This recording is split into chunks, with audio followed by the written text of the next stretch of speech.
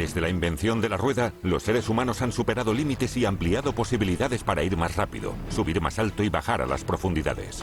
La aplicación de la ingeniería a automóviles, barcos, aviones, trenes, submarinos y cohetes ha sido una gran aventura llena de inspiración, innovación y a veces fracasos y éxitos. ¿Cómo hemos llegado a donde estamos ahora y hacia dónde nos dirigimos?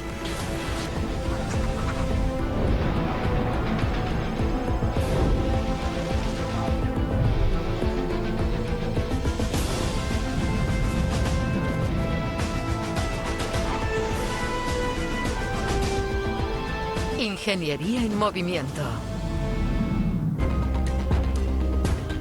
En esta época, los viajes espaciales ya no se limitan a valientes astronautas y programas nacionales. Algunos de los cohetes más potentes del mundo son de empresas privadas y a diario cualquier ciudadano tiene la oportunidad de dar un paseo espacial pagando lo que piden, claro. Hace 100 años no se podía volar a 3 metros del suelo. Ahora tenemos naves espaciales que viajan a 10.000 millones de kilómetros. Desde las primeras misiones del programa Apolo a finales de los años 60 hasta la década de 2020, solo 12 personas han pisado algún cuerpo celeste aparte de la Tierra. Sin embargo, esa lista tan exclusiva está a punto de crecer. Estamos en la era del turismo espacial, donde cualquier persona puede observar la vista desde el espacio. Es increíble. Impulsados por los mejores propulsores, más motores y más tecnología, los programas espaciales tienen la mira puesta en Marte. Tal vez en el futuro haga un vuelo espacial de 2 días para ir a ver a mi familia a Marte. Suena interesante, ¿no? Pero los peligros del despegue no deben tomarse a la ligera. En cada paso del camino hay cosas que pueden salir mal. Pero las recompensas son de otro mundo. Los resultados de estos proyectos podrían cambiarlo todo. Mejorar los viajes terrestres, desbloquear nuevos recursos que podrían alimentar las ciudades del mañana o construir un futuro para la humanidad entre las estrellas. Cohete espacial. Una de las naves espaciales más emocionantes de la actualidad es la Boeing CST-100 Starliner. Starliner. Todos los sistemas preparados para el despegue. La Starliner es como una cápsula. Está diseñada para ir a la Estación Espacial Internacional y regresar a la Tierra. Una vez que la Starliner y su tripulación hayan terminado su misión, se desacoplará de forma autónoma y luego volverá a nuestro planeta. Todo está preprogramado. Está equipada con paneles solares para que obtenga la energía necesaria para la vuelta. Queremos reducir la huella de carbono, así que la Starliner podría reutilizarse hasta 10 veces. Es un verdadero reto conseguir que la cápsula Starliner sobreviva a esas 10 misiones. Uno de los grandes problemas es el reingreso. Cuando la cápsula vuelve a entrar en la atmósfera, se genera una gran cantidad de calor como resultado de la fricción entre el aire y el exterior de la cápsula. Para que pueda hacer eso 10 veces, necesita un exterior muy robusto que soporte esos ciclos de calentamiento y enfriamiento. Es increíble que hayan diseñado algo así. En 2022, Boeing y la NASA completaron su misión sin tripulación a la Estación Espacial Internacional. En el último vuelo de prueba en preparación para el traslado de los astronautas, un cohete Atlas V puso en órbita la Starliner. Mediante una serie de sensores, la cápsula se guió de forma autónoma hasta un puerto de atraque abierto en la estación espacial. Durante el vuelo, la Starliner aprovechó la energía solar para generar energía. Contaba con más de 3.500 células solares y generaba unos 2.900 megavatios de electricidad. La primera misión de la Starliner era facilitar la rotación de tripulación a la Estación Espacial Internacional en el verano de 2024. El primer componente de la estación se lanzó en 1998 y los residentes llegaron en el año 2000. Desde entonces, más de 250 astronautas, cosmonautas y turistas espaciales han visitado la estación, llegando de más de 20 países diferentes. Mantener y verificar el equipo, realizar experimentos científicos e instalar paneles solares son algunas de las tareas que realizan los residentes de la estación. Aunque pueda parecer que su situación es difícil, los astronautas son conocidos por hacerles bromas a sus compañeros. El astronauta Scott Kelly hizo una de las bromas más curiosas en febrero de 2016, poniéndose un traje de gorila y persiguiendo al astronauta Tim Peake por la estación. Otros astronautas han salido de bolsas de carga por sorpresa e incluso han logrado colar un sándwich de contrabando. Antes de que visitar el espacio fuera siquiera una posibilidad remota, la física se puso al servicio de los primeros cohetes del mundo. Cuando hablamos de cohetes y de ir al espacio, hablamos de una explosión controlada. La cantidad de energía que se requiere para lanzar masa al espacio está más allá de la imaginación humana. La forma de los cohetes es siempre igual, son largos y puntiagudos, y eso les ayuda a abrirse paso por la atmósfera. Cuando un cohete se eleva, es atraído por la gravedad de la Tierra. Y cuanto mayor es el peso, mayor es la atracción. En segundo lugar, el aire es más denso cerca de la Tierra y se vuelve cada vez más ligero a medida que el objeto se aleja. Por lo tanto, la resistencia que frena el cohete es menor a medida que asciende. La fuerza de gravedad se reduce y las fuerzas de arrastre también se reducen porque atraviesa capas más delgadas de la atmósfera. El uso de cohetes se remonta al siglo XI, a la guerra entre chinos y mongoles. Durante la batalla de Kaifeng, los chinos rechazaron a los invasores mongoles utilizando un enjambre de flechas de fuego, una forma simple de cohete de combustible sólido. En la antigüedad ya había cohetes. Son un invento chino. Eran cohetes químicos. Si mezclas azufre, carbón y salitre, obtienes pólvora.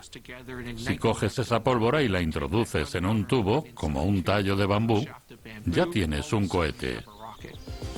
El uso de cohetes similares se extendió hasta Europa y Oriente Medio, donde se usaron con fines militares y ceremoniales como fuegos artificiales. Hoy, el espectacular sistema de lanzamiento espacial de la NASA ostenta el récord del cohete más potente jamás lanzado con éxito. La NASA ha desarrollado los cohetes SLS o cohetes del Sistema de Lanzamiento Espacial. Se están utilizando en la misión Artemis para viajar a la Luna y poco después a Marte. El cohete SLS de la NASA puede producir 4 millones de kilos de empuje, un 15% más que el cohete Saturno V, el récord anterior. La NASA pretende volver a la Luna y a Marte. Para llegar, necesitan naves espaciales relativamente grandes. Hay que entrenar a varios astronautas para que estén en la Luna durante semanas o meses y para pasar en Marte varios años. Eso implica trasladar masas mucho mayores al espacio. Por eso se necesita un cohete enorme. El SLS funciona con hidrógeno líquido y oxígeno líquido. El hidrógeno es un combustible muy potente. Tiene una densidad muy baja y eso es lo que necesitamos. Que los cohetes tengan la máxima cantidad de energía para cualquier masa dada. Si el combustible pesa, pero da mucho empuje, está bien. Pero si además el combustible es potente y es ligero, la situación es aún mejor, porque no tienes que acelerar toda esa masa mientras te elevas.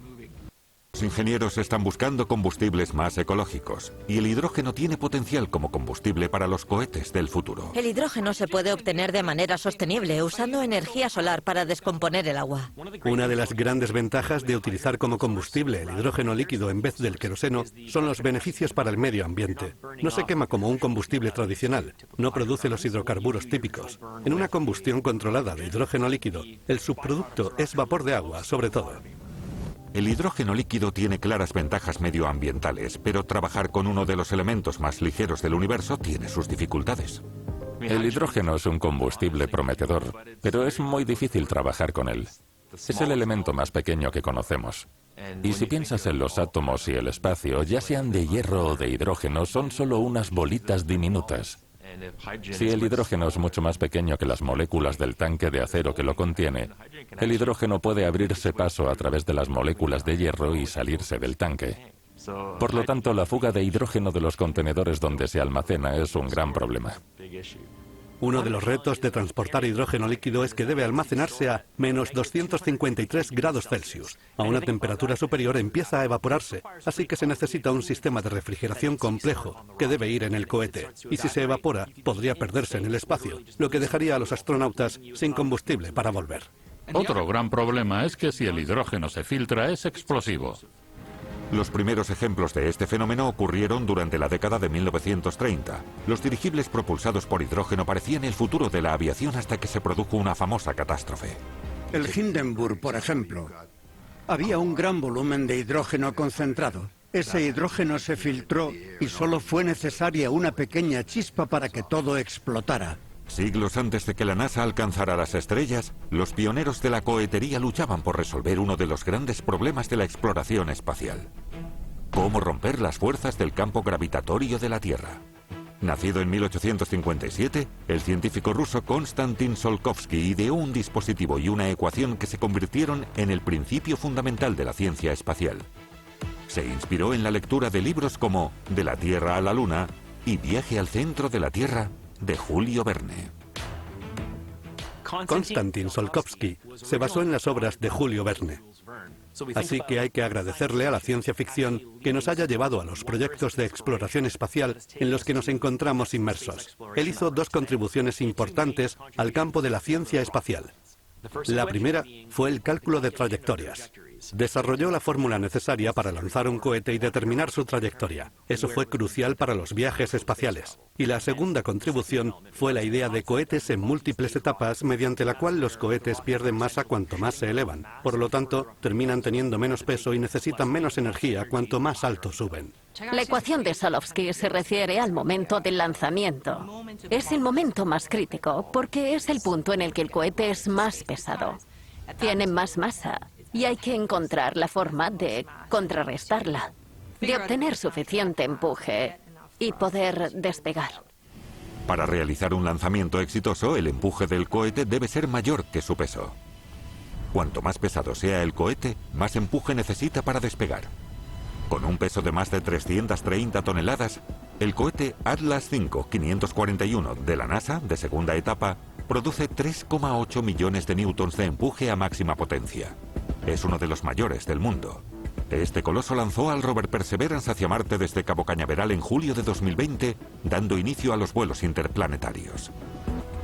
El Perseverance ha estado vagando por el planeta rojo desde 2021, buscando señales de vida y ayudando a la NASA a preparar una futura exploración humana. Este lanzamiento épico nunca hubiera sido posible sin el pionero de la cohetería estadounidense, Robert H. Goddard. A través de sus experimentos, Goddard desarrolló muchos principios básicos de la ciencia espacial, como el uso de aletas para la estabilidad, la necesidad de una bomba que impulsara el combustible hacia la cámara de combustión y el concepto de la tobera de cohete. Se pueden usar las aletas de cohete para dirigir el cohete mientras se impulsa. Pero eso solo funciona hasta cierto punto porque una vez que se supera la atmósfera, no hay mucho aire para impulsarse y se vuelven innecesarias. Pero son esenciales dentro de la atmósfera para controlar el cohete. A medida que un cohete asciende, la dirección de empuje puede cambiar, lo que hace que el cohete se desvíe de su curso. Para que el cohete mantenga su trayectoria de vuelo, se necesita algo que ayude a dirigirlo cuando no hay atmósfera. Una vez en el espacio, los ingenieros y los científicos han encontrado una forma de controlar los cohetes a través de instrumentos mecánicos llamados cardanes. Unos brazos articulados que, al equilibrarlos, ayudan a dirigir el cohete mientras se desplaza por el espacio. El diseño original del cardán se ha modificado para que coincida con la potencia de los nuevos cohetes, que tienen mejores motores. La empresa aeroespacial privada SpaceX está superando los límites con su motor Raptor 2, que produce más de 230 toneladas de empuje. El rango de cardán del Raptor 2 es impresionante. 15 grados en los ejes Y y Z, ideal para aterrizajes especializados de naves espaciales con giro y quema. SpaceX tiene grandes planes para el Raptor 2, algo prometedor para la exploración espacial futura. Entre aquellos primeros días de los experimentos de Goddard y los sofisticados cohetes de la actualidad, esta tecnología tuvo un gran avance gracias a que estas poderosas máquinas no se utilizaron como vehículos de exploración, sino como armas. En la Segunda Guerra Mundial se introdujeron los misiles balísticos de largo alcance. Eran cohetes terrestres, pero capaces de cubrir una gran distancia. No estaban guiados, pero se enviaban en una trayectoria. Los lanzaban hacia lugares determinados, pero no podían controlar exactamente dónde iba a caer la bomba. Durante la Segunda Guerra Mundial, el desarrollo de cohetes se convirtió en la máxima prioridad para la Alemania nazi. Los V2 eran capaces de moverse a velocidades supersónicas con arcos extremos, pero no había advertencias para la población civil que no podía defenderse de ellos. Se lanzaron más de 3.000 V2 durante la Segunda Guerra Mundial, matando a unos 9.000 civiles y militares. El V2 supuso un gran cambio en esa tecnología. Fue el primer paso para poder ir al espacio. Hubo más cohetes de combustible sólido antes, pero el combustible sólido no se puede controlar. No se puede apagar y encender. Cuando se enciende, despega. Pero el V2 tenía un sistema que se podía controlar. Podían controlar el flujo de combustible y la cantidad de empuje que se obtenía. Fueron los primeros pasos en la fabricación moderna de cohetes. Después de la Segunda Guerra Mundial llegó el misil balístico intercontinental.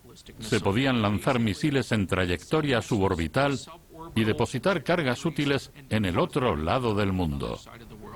Los rusos, después de desarrollar los misiles balísticos intercontinentales, se dieron cuenta de que podían llegar al espacio.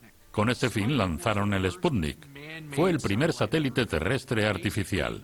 Lanzaron un objeto muy pequeño al espacio que podía enviar una señal de radio a la Tierra, demostrando que estaba en órbita, girando alrededor de la Tierra. Fue un gran hito. Todo lo anterior estaba ligado al campo gravitatorio de la Tierra. Pero de pronto podían lanzar algo al espacio y mantenerlo ahí. Estados Unidos vio que los rusos estaban dando esos pasos y no quiso quedarse atrás. Así comenzó la carrera espacial con el programa Mercury y la idea de enviar astronautas al espacio. Tras experimentar enviando animales al espacio, como moscas de la fruta, perros y chimpancés, los primeros humanos salieron al espacio en 1961. El astronauta ruso Yuri Gagarin y el estadounidense Alan Shepard. La primera carrera espacial fue una carrera por el orgullo nacional, país contra país. Hoy, el panorama es muy diferente. Se ha convertido en un juego de multimillonarios. Ahora las empresas privadas del mismo país compiten entre sí enviando satélites. Esto es un gran cambio y probablemente se deba a las distintas necesidades que tenemos hoy en comparación con las de hace unas décadas. Como pasa con todo, la competencia hace que las cosas sean más baratas. Además, la competencia agudiza el ingenio.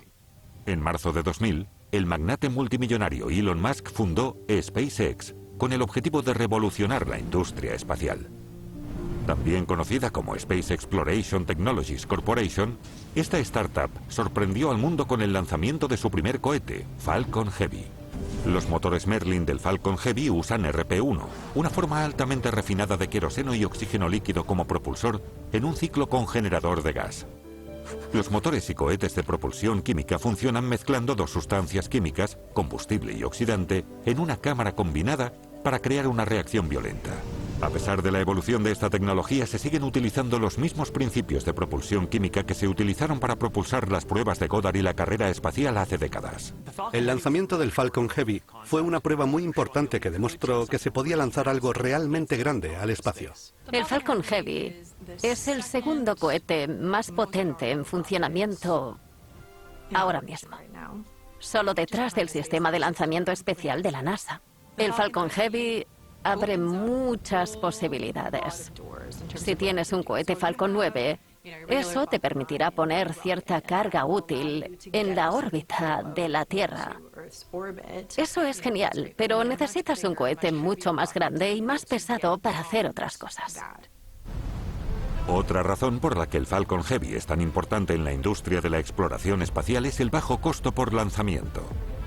Un lanzamiento del Falcon Heavy cuesta 97 millones de dólares. Sin embargo, parece que el sistema de lanzamiento espacial de la NASA costará más de 4.000 millones de dólares. Aunque el SLS de la NASA es más alto y tiene una carga útil ligeramente mayor, la diferencia de costes es impresionante.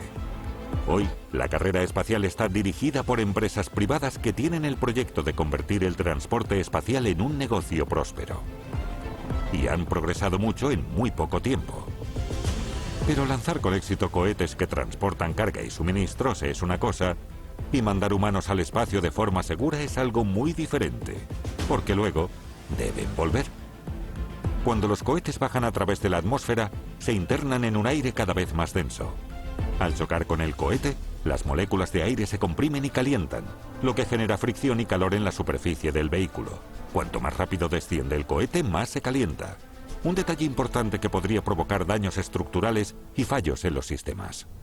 El ángulo de reentrada es crítico, porque el cohete puede terminar rebotando en la atmósfera como una piedra en un estanque. Pero si entra demasiado recto, no podrá reducir la velocidad lo suficiente y acabará convertido en una gran bola de fuego. Si observamos cómo entran las cápsulas en la atmósfera, veremos que entran con su parte más grande orientada hacia la atmósfera. Las capas superiores de la atmósfera de la Tierra son muy delgadas. No hay muchos átomos con los que interactuar, pero la cápsula necesita interactuar con el máximo posible de átomos, porque son los que van a reducir la velocidad de la nave espacial. Esa gran área Roma, hecha de un material que es resistente al calor, nos permite usar la fricción de la atmósfera para reducir la velocidad, para bajar por debajo de las velocidades orbitales. Así, cuando la cápsula entra en las capas más profundas y espesas de la atmósfera, toda esa energía cinética, toda esa velocidad, ya se ha reducido. Cuando se construye una cápsula, los materiales se ponen en capas. Cuando esos materiales se exponen al calor, desaparecen y dejan paso al material que hay debajo. Es una especie de pequeño sacrificio. Usamos las primeras capas para proteger las capas internas, y ese revestimiento térmico se consume durante el descenso a la Tierra. El escudo térmico absorbe la mayor parte de todo ese estrés, esa tensión y ese calor que experimenta la nave y que afecta a todo el cohete. Los materiales tienen que soportar unas temperaturas tan altas que a menudo se usa cerámica.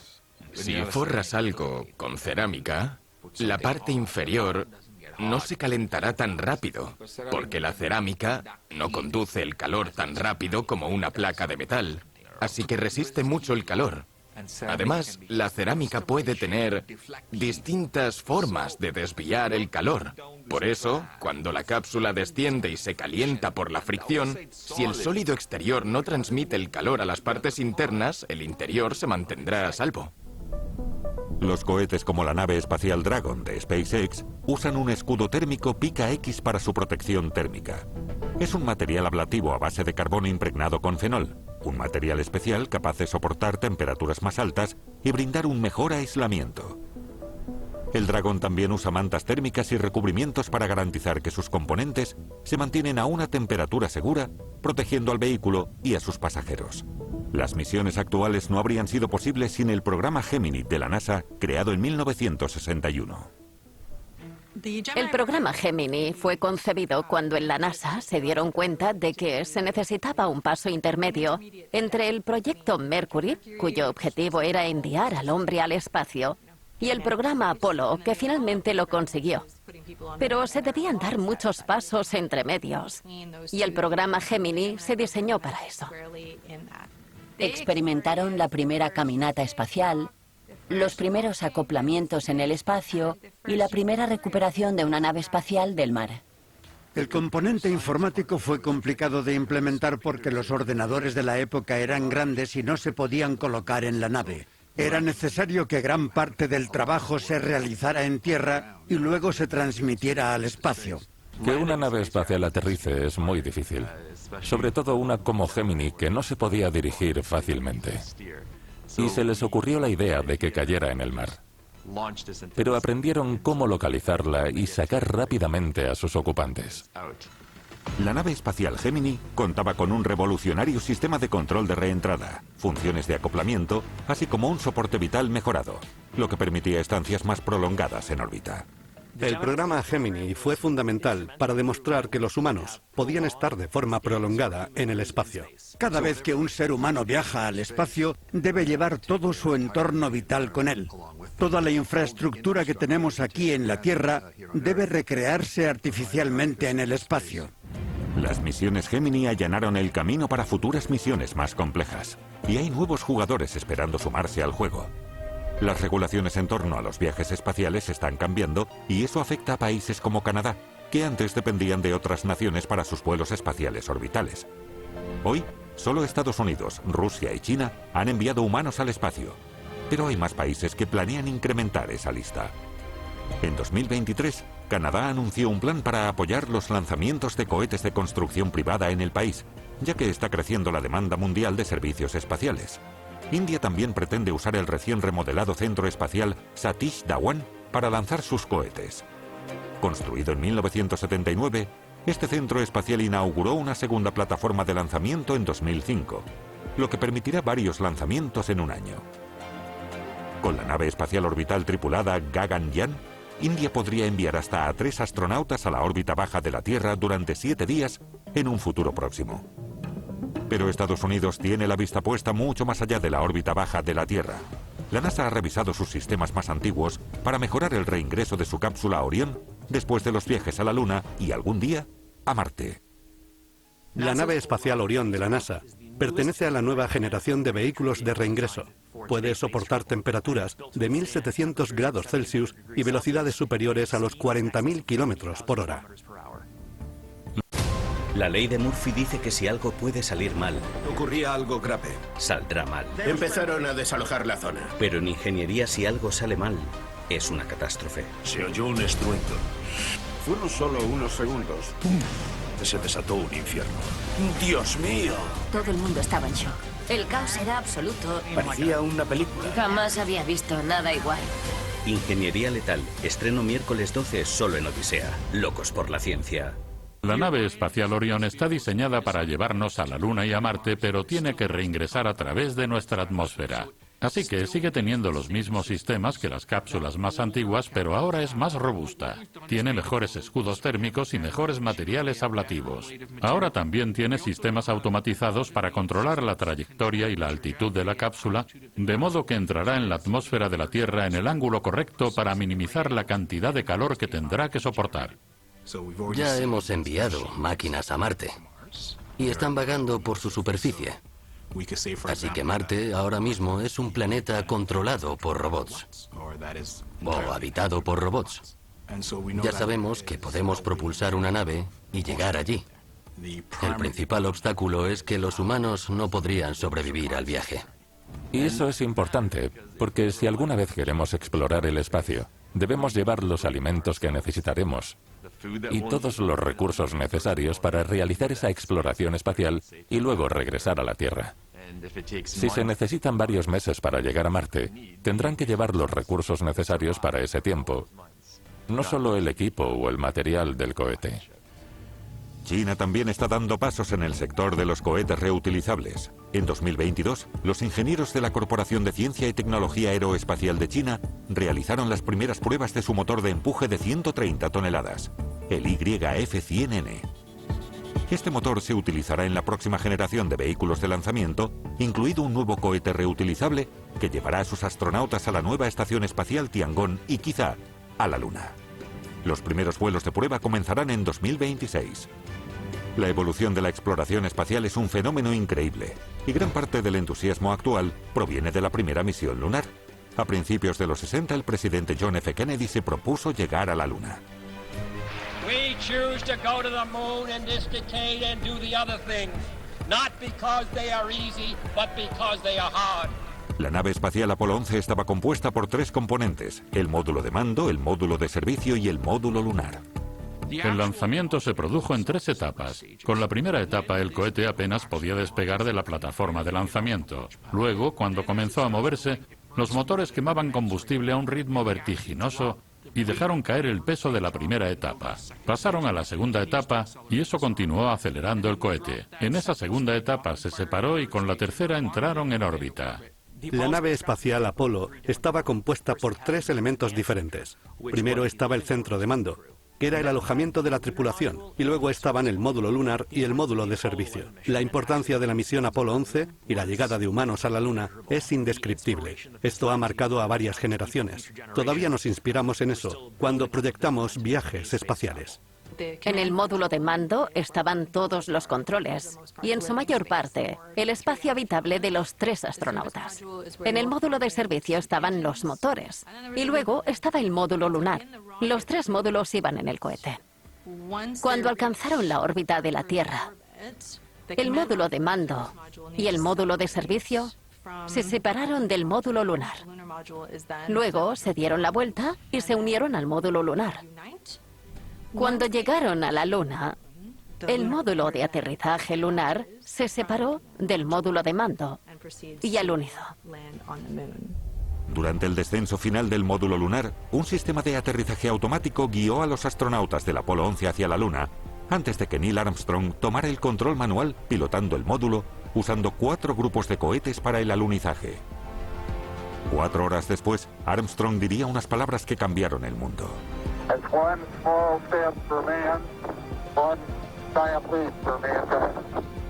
Para regresar, el módulo lunar del Apolo 11 fue propulsado hasta la órbita lunar por el motor de su etapa de ascenso. Después se unió y acopló con el módulo de mando. El módulo lunar fue desechado justo antes de ingresar en la atmósfera de la Tierra. El módulo de servicio se separó del de mando y se dejó que ardiera en la atmósfera. Sobre la base de este éxito, la NASA completó 6 misiones Apolo, aterrizando un total de 12 astronautas en la Luna entre 1969 y 1972. Después de las misiones Apolo, la exploración lunar permaneció inactiva durante varias décadas. Hoy, el programa Artemis de la NASA está en boca de todos, ya que se prometió que sus astronautas volverían a la Luna en 2024. El moderno alunizaje de la NASA preparará el terreno para una misión humana a Marte que está 200 veces más lejos que la Luna en su punto más próximo a la Tierra. Los ingenieros están desarrollando tecnología de vanguardia para ello. Para agilizar la misión espacial se piensa en la propulsión térmica nuclear. Lo bueno de esto es que la energía nuclear no sustituiría al hidrógeno, porque juntos crearían una reacción mucho más enérgica y potente. Eso también implicaría que el combustible de hidrógeno se usaría con más eficiencia. No se usaría propulsión termonuclear para el lanzamiento, pero sí para la etapa posterior. Es mucho más práctico para viajar entre destinos espaciales. La energía nuclear es una opción muy interesante para los viajes espaciales, porque siempre se van a necesitar una gran cantidad de recursos para poder llegar aún más lejos. Así que, si se optimiza el uso del hidrógeno, gracias a la energía nuclear, llegaremos más lejos con la misma cantidad de combustible. Ya se ha utilizado la energía nuclear como sistema de propulsión en la Tierra, en los submarinos. Así que tal vez los ingenieros y los científicos ya sepan bastante del tema y puedan tomar prestado el diseño de ese tipo de sistemas. Será toda una hazaña poner en órbita un reactor nuclear. Después de estar expuesto a las enormes fuerzas del lanzamiento, la fuerza G y posibles impactos que pueda sufrir. En enero de 2023, la NASA anunció una colaboración con DARPA, la Agencia de Proyectos de Investigación Avanzada de Defensa, para tener listo un motor de cohete termonuclear en 2027. Un paso importantísimo de cara a las misiones tripuladas a Marte. Con la propulsión termonuclear se llegaría a Marte en tan solo 2 meses, en vez de 9. Pero la idea de utilizar la energía de propulsión nuclear no es nueva. La NASA y el programa espacial soviético pasaron décadas investigando la propulsión nuclear durante la carrera espacial. A pesar de algunos resultados prometedores, los sistemas de propulsión nuclear no acabaron de afianzarse. Hubo mucha preocupación en torno a la energía nuclear, sobre todo después de la Guerra Fría. Pero las crecientes preocupaciones ambientales del siglo XXI han hecho que los ingenieros aeroespaciales busquen reactivar la investigación nuclear con la esperanza de encontrar soluciones más sostenibles. La clave es encontrar el equilibrio adecuado entre potencia y seguridad. La posibilidad de crear motores más potentes, capaces de hacer viajes más largos y más rápidos, no debe suponer un peligro potencial para el vehículo, los pasajeros o el medio ambiente. Mientras que algunos equipos están ideando la próxima generación de propulsión ecológica, otros se centran en cómo reducir los costos y la contaminación reutilizando lo que ya hay. Después de la misión Apolo, la NASA se dio cuenta de que lanzar vehículos al espacio era muy caro. En ese momento, la misión Apolo había sido el proyecto más caro jamás realizado. Los cohetes reutilizables son una solución muy importante para minimizar los daños medioambientales. Imaginemos que hago un viaje a través del país en coche y que cuando llego a mi destino lo dejo en un desguace. Eso sería terrible para el medio ambiente y me saldría muy caro. Se necesita investigar mucho en mecánica de precisión para construir esos sistemas de propulsión. Y luego se usan una sola vez y se desechan.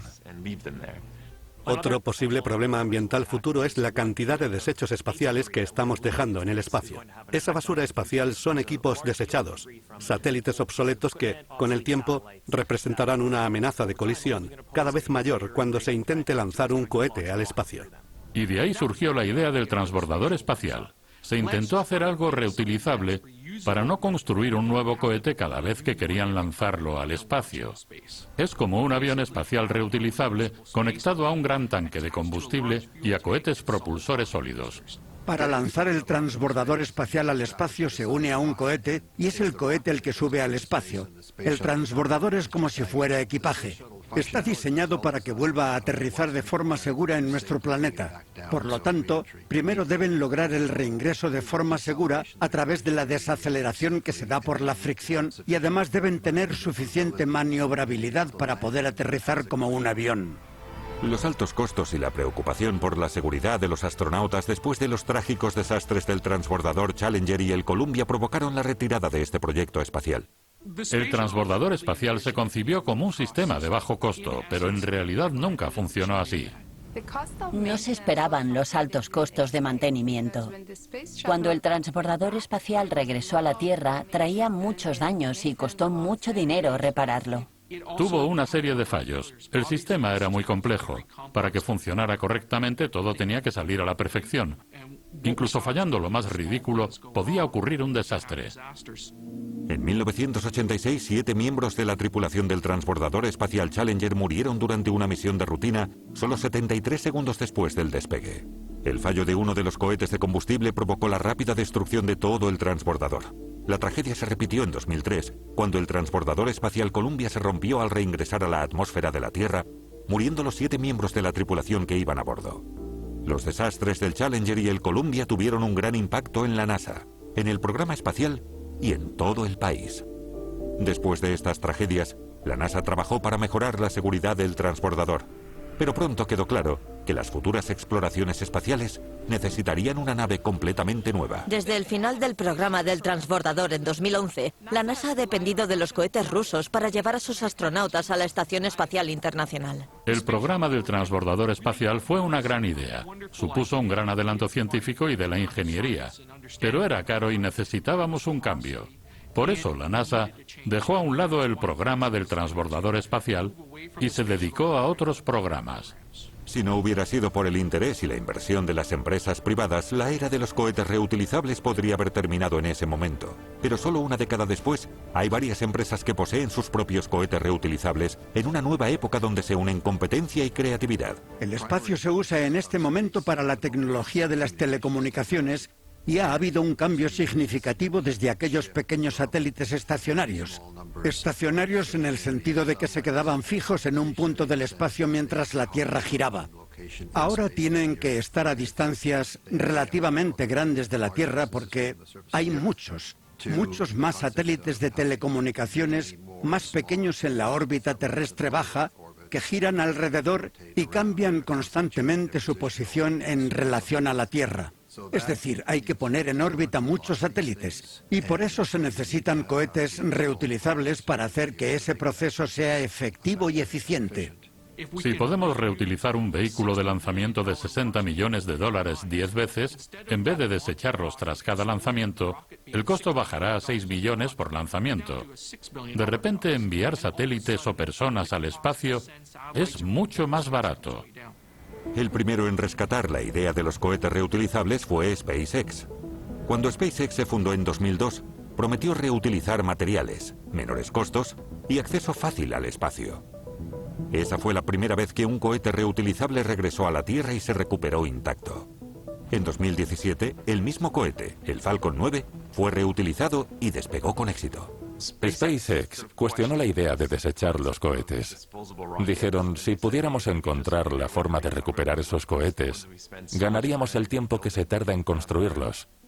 Así que hay que traerlos de vuelta y reutilizarlos. Nos ahorraríamos todo ese costo adicional de mecánica e ingeniería. SpaceX prometió reducir todo lo posible los costos de los viajes espaciales. Por supuesto, puede haber muchos fracasos en este tipo de proyectos. Pero cuando ves, por ejemplo, que los cohetes de SpaceX aterrizan con éxito, te contagias de la emoción. La primera vez que ves el cohete aterrizar en la barcaza, te parece que es imposible. Un detalle importante del diseño del cohete Falcon 9 es que reserva un poco de combustible para sus propios propulsores, que luego usa para controlar el descenso. También ayudan a lograr esta hazaña las aletas resistentes al calor, que van modificando la dirección de los cohetes a medida que bajan. Y luego, una vez en la plataforma de aterrizaje, tienen 4 patas que absorben el impacto. Eso ayuda a minimizar ese encontronazo final. SpaceX incrementó su flota de cohetes reutilizables e incluyó la nave espacial Dragon, reutilizable y mucho más grande, para llevar tripulación y carga a la Estación Espacial Internacional. SpaceX ha sido la primera empresa en llevar astronautas estadounidenses a la Estación Espacial Internacional desde suelo estadounidense. Eso fue en 2020. La nave espacial Dragon ya ha llevado a 6 tripulaciones distintas a la Estación Espacial. La NASA ha calculado que el costo de los viajes a la Estación Espacial Internacional se ha reducido a 1/4 del costo anterior en los últimos 20 años. Si hacemos un repaso histórico, los costos de ir al espacio han sido astronómicos. En la última década hemos visto un cambio revolucionario en la fabricación de cohetes. El costo de lanzar vehículos al espacio ha bajado muchísimo. Ahora podemos lanzar satélites muy pequeños que ofrecen información vital a costos realmente bajos. Eso acerca la tecnología espacial al ciudadano común. Hay empresas que están enviando flotas de cientos de diminutos CubeSats para hacer fotos del mundo todos los días. Estos pequeños satélites les dicen a los agricultores si hay un sector que necesita agua o tiene una plaga en sus plantaciones. O ayudan a los ingenieros a saber si la pendiente de una montaña es inestable y es probable que haya un deslizamiento de tierra. Todo esto está haciendo que el espacio sea accesible, incluso para la pequeña y mediana empresa. Ir al espacio ya no es algo fuera de lo común. Con la reducción drástica de los costos y el aumento de las posibilidades de acceder al espacio, ha dado comienzo una nueva era de turismo espacial. La predicción de que el turismo espacial podría convertirse en una industria multimillonaria en la próxima década ha dado lugar a una secuela de la carrera espacial. Pero ahora solo se enfrentan empresas privadas que pretenden sacar a los turistas de la atmósfera terrestre. Uno de los mayores competidores es Blue Origin, una empresa enfocada al turismo espacial suborbital, propiedad del fundador de Amazon, Jeff Bezos. Su primer cohete reutilizable, el New Shepard, se lanzó y aterrizó en 2015 y volvió a reutilizarse en 2016. En los últimos años ha habido algunos turistas espaciales. Subían en las naves Progress con los rusos a la Estación Espacial Internacional. Y hace poco ha entrado en el negocio el New Shepard, una de las naves que puede llevar turistas al espacio por un periodo relativamente corto. Este vehículo de lanzamiento realiza viajes suborbitales, es decir, te lleva al espacio. Pasas unos minutos en el espacio disfrutando de la ingravidez. Ves lo que hay fuera de nuestra atmósfera y luego regresas. Pero es diferente a otros cohetes espaciales que han llevado humanos al espacio porque este es reutilizable y aterriza verticalmente. La nave espacial Starship de SpaceX es lo último en sistemas de lanzamiento espacial. Si tiene éxito, podría hacer por el turismo espacial lo que el Falcon 9 hizo por los cohetes reutilizables. Podría ser el primer cohete comercial reutilizable a gran escala, que llevaría a multitudes de turistas al espacio. En el futuro, los viajes al espacio serán tan comunes como unas vacaciones en un crucero. Pero antes de que corramos a reservar nuestras vacaciones entre las estrellas, es importante garantizar el acceso a combustible en el espacio, y la minería de asteroides podría ser la solución. El gran obstáculo que nos impide colonizar el espacio es la cantidad de energía que se necesita para poner algo en órbita. Ahora mismo necesitamos cohetes enormes para llevar masa al espacio, para construir una estación espacial o para ir a Marte o a la Luna. Pero en el espacio hay asteroides metálicos. Se trata de asteroides con níquel y hierro que contienen una inmensa masa de material utilizable. Podemos usarlos para construir estaciones en el espacio sin tener que gastar el combustible y la energía que se necesita para llevar algo allí. Pasaríamos de tener que llevar esa masa al espacio a aprovechar lo que ya existe en el espacio. Y eso nos permitirá viajar cada vez más lejos. De entre todos los materiales que se pueden encontrar en esos planetas, lo más valioso para nosotros es el agua. Si tuviéramos acceso a reservas de agua, podríamos generar hidrógeno a partir de ella y usarlo como combustible para los cohetes. El uso de técnicas de minería terrestres en el espacio es un gran reto que exige ingeniería de vanguardia. La minería en el espacio es muy diferente a la minería terrestre y necesitamos instrumentos completamente nuevos porque la gravedad es diferente. Algunas empresas con visión de futuro están explorando una idea increíble llamada minería óptica, que parece la forma más factible de extraer materiales en el espacio. Sería como sostener una lupa gigante sobre un asteroide y perforar un agujero con la ayuda de los rayos del Sol. Ni siquiera tendríamos que tocar la superficie del asteroide para cavar agujeros. La lupa concentra los rayos del Sol en un punto focal. Y una onda electromagnética sin obstáculos podría crear una explosión enorme. Si consiguiéramos implementar la minería de asteroides, podríamos usar cada asteroide como una estación de reabastecimiento y viajar de un asteroide a otro, reabasteciéndonos y yendo cada vez más lejos. No habría ninguna limitación. Podríamos ir todo lo lejos que quisiéramos en el espacio. En cuanto a nuestras capacidades tecnológicas, me atrevo a decir que ya podemos explorar el espacio. Podemos ir a la Luna o a Marte. Marte es nuestro vecino más cercano, pero está a 20 minutos luz de distancia. ¿Quieres llamar desde Marte? Si tienes un problema en la nave espacial, puedes llamar a la Tierra en cuanto llegues a Marte. La señal tardará 20 minutos en llegar a la Tierra, pero sabrán que algo va mal. En 20 minutos esa señal estará de vuelta y te dirán, haz esto. Es mucho tiempo. Cuando la gente vaya a Marte y más allá estará sola. Necesitamos sistemas que sean resistentes y mantengan a la gente durante meses y años en completo aislamiento. Podrán tener una conversación, pero no en tiempo real. Tendrán que hacerlo todo por ellos mismos. Aún persiste el problema de cómo llevarnos al espacio de forma segura sin estar atados a lo que es, en esencia, una gran bomba.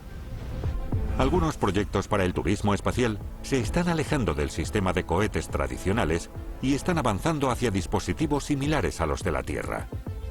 En el futuro, los turistas podrían subir al espacio en ascensores anclados a la superficie de la Tierra. El ascensor espacial consistiría en un cable que se estiraría hasta un contrapeso en el espacio. El cable se mantendría tenso por la fuerza centrífuga generada por la rotación de la Tierra. Las cabinas eléctricas viajarían a lo largo del cable transportando personas y carga. Eso eliminaría la necesidad de cohetes, haciendo que los viajes espaciales sean accesibles y asequibles para todos. Si estás parado y estiras un yo-yo, y giras lo suficientemente rápido, el yo-yo se elevará y hará una órbita circular a tu alrededor mientras giras. Pues lo mismo pasaría en la órbita de la Tierra si pusiéramos una masa en órbita y atáramos una cuerda a la Tierra. Tendríamos esa masa en órbita geoestacionaria en el espacio. Pongamos que tenemos una cuerda atada a un objeto en el espacio. La idea del ascensor espacial es conectar una cabina a esa cuerda y tirar de ella hacia arriba, como un ascensor que sube ese objeto al espacio. Esto podría revolucionar los viajes espaciales porque significa que iríamos gratis al espacio. Se podrían subir masas relativamente grandes y mover personas sin mayores complicaciones. Pero no tenemos los materiales necesarios, así que tal vez algún día encontremos el material milagroso que nos permita construir ascensores espaciales. Si lo logramos, ir al espacio se convertirá en algo cotidiano. Subiremos a un ascensor y en 20 minutos estaremos en el espacio exterior. Los viajes espaciales se volverían algo cotidiano si además fuera posible poner humanos en órbita sin someterlos a fuerzas G muy altas, lo que implica una propulsión con una aceleración más lenta. Eso sería más costoso, pero sería más seguro. Conceptos como los ascensores espaciales y las cápsulas de globo todavía son solo teorías con muchos problemas sin resolver. En el futuro más inmediato, innovaciones como las velas solares podrían ser una forma rentable de aprovechar la energía solar disponible en el espacio para mover objetos tras el lanzamiento inicial. Las velas solares son una idea interesante, pero se basan en un fenómeno muy simple que no tenemos en la Tierra: el principio de conservación del momento lineal. La luz nos llega y no lo sentimos, pero esa luz tiene momento. Viaja desde el Sol y llega a la Tierra. El Sol es una bola de fuego. Son gases. Hidrógeno, helio. Cuando expulsa un electrón, se convierte en un ion. Y eso lo hace el Sol constantemente. Arroja iones cargados de energía hacia la Tierra. La mayoría de esos iones se queman en la atmósfera. La Tierra tiene una capa, la atmósfera, que dispersa, desvía, mata y absorbe todos esos iones. La luz pasa hasta nosotros, pero los iones se filtran, así como las partículas de plasma, las partículas de alta energía que flotan en el espacio y bombardean la Tierra cada segundo. Si tienes una nave en el espacio, lejos de todas las corrientes de aire y de la gravedad, y es alcanzada por los fotones que vienen del Sol, parecerá un velero. La cantidad de fuerza por fotón es muy pequeña, pero en el vacío del espacio no se requiere la misma cantidad de fuerza para poner algo en movimiento.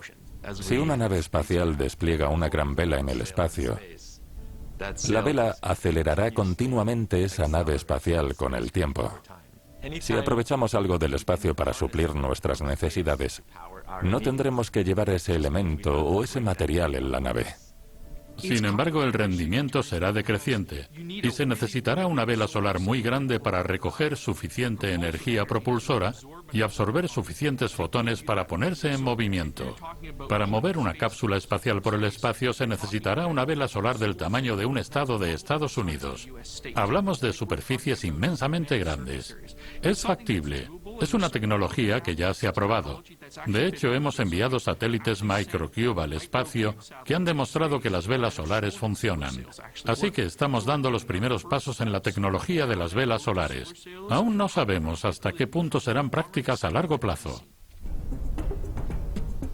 Lo que más me entusiasma del momento actual de los viajes y de la carrera espacial es ese deseo de la gente de ir al espacio. Y para cumplir ese deseo vamos a tener que crear nuevas tecnologías. Y esas tecnologías resolverán muchos de los problemas prácticos que tenemos en la Tierra. Los viajes espaciales del futuro parecen apasionantes y apenas hemos arañado la superficie de lo posible. Conforme nos adentramos más en nuestra galaxia, los retos son mayores, pero las soluciones podrían estar al alcance de la mano.